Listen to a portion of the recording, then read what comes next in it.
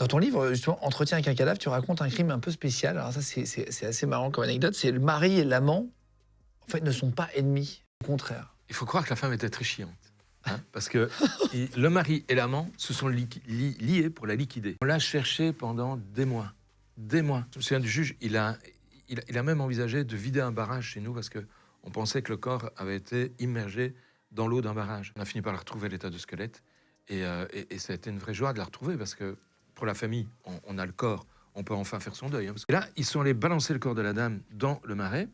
Et c'est un type qui, en allant pisser, il a besoin de pisser, problème de prostate, il a besoin de pisser et c'était vraiment impératif. En plus, il fait pas chaud, il faisait froid.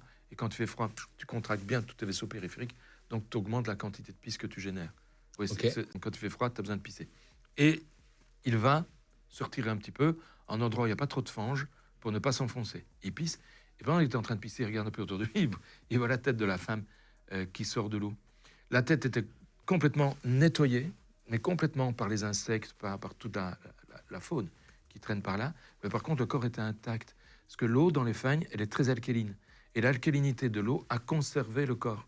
Oh là là. Donc je dis toujours, c'est pas un bon plan. Si vous voulez qu'un corps disparaisse, mettez pas dans les fagnes, on va le retrouver. Il va être conservé. Et là, grâce à la tête, grâce aux vêtements, grâce à tout, on a pu l'identifier. On est remonté jusqu'au mari. Et on a eu le mari et l'amant. Et c'était bien eux qui l'avaient tué. Ah oui, il l'avait étranglé. Il a étranglé à deux? Oui, à deux. Non, ils n'avaient pas parlé, c'est quand on a découvert le corps de la femme qu'on s'est rendu compte.